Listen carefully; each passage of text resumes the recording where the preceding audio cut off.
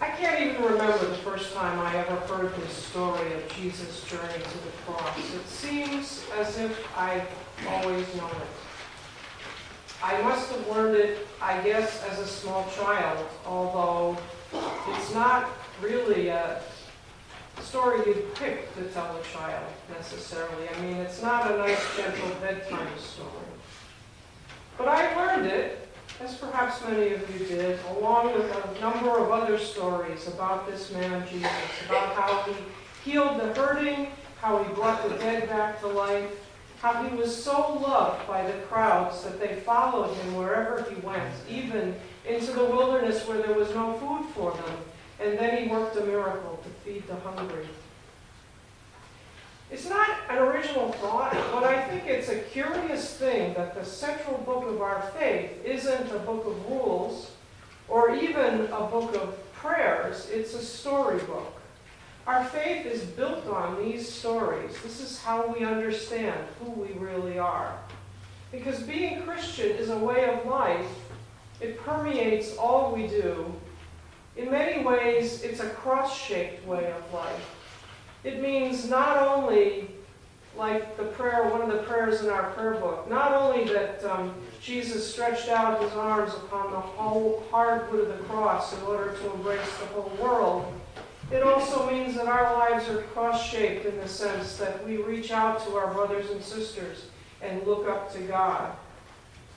These stories are all about that life, and there's room in the stories for us to enter into them, to explore their meaning. But the problem when you know a story really well, as I do, is that it loses its novelty. It can become ordinary, and after a while, it becomes harder and harder to notice what's really distinctive about it. And even if you're someone here for whom this is a relatively new story, it's possible that when you heard it the first time, you also heard an explanation that you accepted or not, but that stopped you from further exploration of this story. The week ahead, Holy Week, is a time that's set aside for us to revisit these stories, to see how God himself encountered death and overcame it. But that's getting ahead of the story. Holy Week invites us to imagine for ourselves what it was like to be there in the last days of Jesus' life. To imagine what it was like to be in that roaring crowd, hailing your hero. It must have been more thrilling than any inaugural parade or sports victory parade that you might have been in. And to imagine then what it would be, must have been, to be so afraid for your own skin that you abandon your hero and run for your life. The man you've given your life to, you desert in his time of need. And then to see your champion brutally killed and know that you failed him. And to lose all hope in what you had believed in. You had believed that he was the Savior, not knowing how that story would unfold. His death was a crushing blow to his followers. We are shaped and reshaped by the telling of these stories in ways that we may not even be aware of. They tell us who we are. They tell us how we live. And they're like family stories, really. I have lots of stories in my family about where we came from and how we got here. And, you know, they shape everyone in my family as we go forward. So for us, with these stories, they're here for us to constantly re-examine what they mean for our own lives.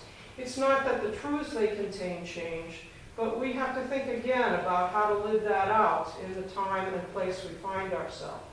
So I encourage you in this coming week to immerse yourself in these stories and to let yourself be in them and feel what they're like and imagine what they're like. It was actually a desire for a very personal experience of the stories about Jesus last week that led to the sort of creation of Holy Week as we observe it. In the 4th century, pilgrims started to travel to the Holy Land, and in particular, they would go during the week before Easter, and they would go to the sites where each of these stories was believed to have happened, and they would reenact them and hear readings about them and sing about them. And especially they would try to follow the path of Jesus' last day, to walk the Via Dolorosa. I have never been to the Holy Land. Maybe some of you have done that.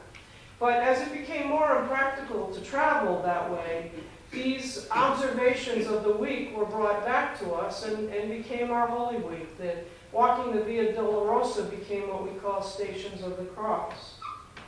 So we'll be reenacting those things this week, and I encourage you, if you can, to be here. We'll be celebrating Maundy Thursday, the Last Supper on Thursday. We'll have our own stations, the same ones that you had last year. On Friday, we'll celebrate the great Vigil of Easter with the Eucharist on Saturday.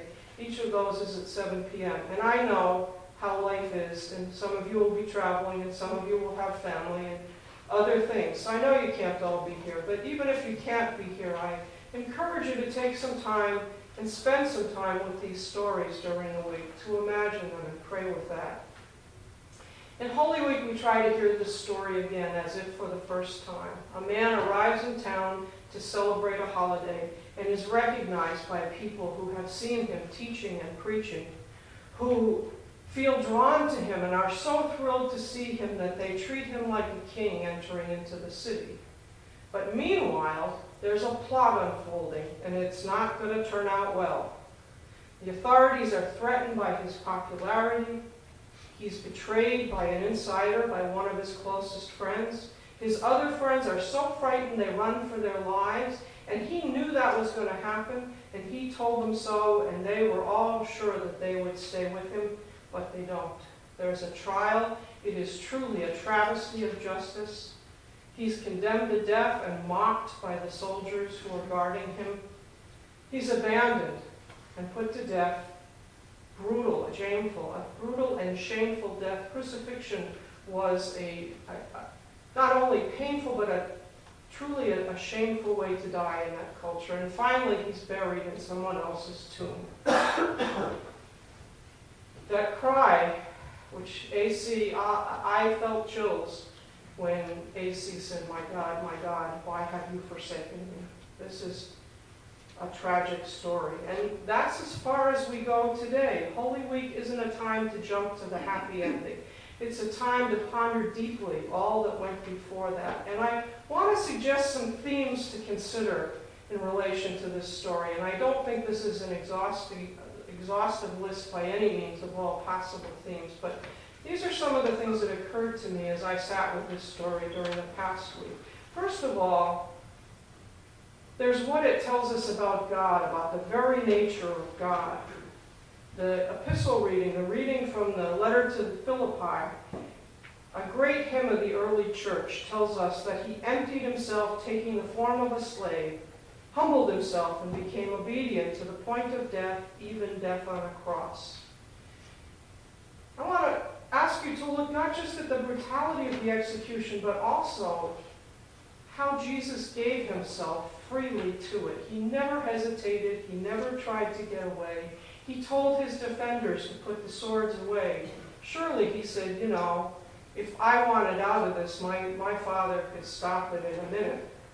But the power of the cross is not that kind of power. It's the power that he didn't. The cross is the central symbol of our faith precisely because of the way Jesus embraced it. And this is a reminder, I think, to us that we too are called to give of ourselves.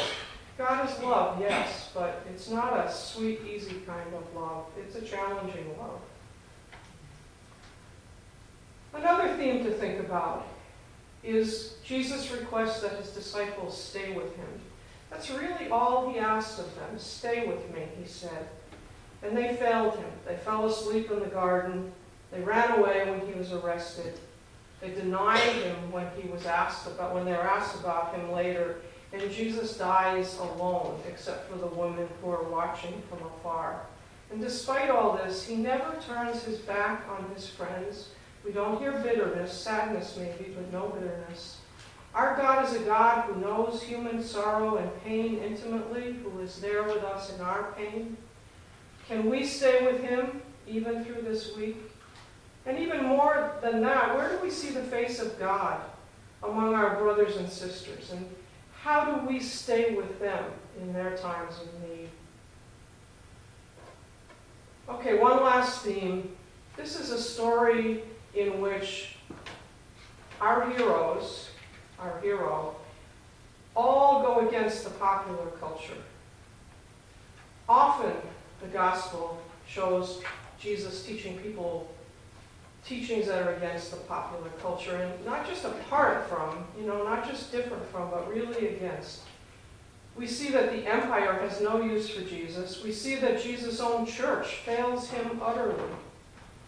His teachings contradicted their values, and our fundamental Christian values still set us apart, and they're meant to. Don't be fooled into thinking otherwise. We value care for the poor and marginalized, not the pursuit of possessions or power. We value compassion, not judgment. We know that life isn't meant to be happy and easy all the time. Who is our society and even our church letting down today? Who isn't here today because they thought they wouldn't be welcomed if they came, and what can we do about that? So our faith has many paradoxes, beginning with the idea of a God who emptied himself and took the form of a slave. We have a faith that's focused on a cross. It's paradoxical but true that our joy comes out of tragedy. Our story today is a heartbreaking story about love, betrayal, hopes dashed, political intrigue, fear, bravery, abuse of power, bitter regret, injustice, pain, loneliness, and death. And yet we say it's the greatest story ever told. In short, it's a story about the human condition at its worst, and eventually it's about how God redeemed that. So this week, don't just think about it, but immerse yourself in the story of the cross. Let it become part of you and you part of it. And ponder how God is calling you to respond. The joy will come, I promise that, but the gospel today does not end in joy. It ends with the proclamation of the centurion, which we all said because it belongs to all of us too. Truly, this man was the Son of God. That is our faith and the source of all our hope. Amen.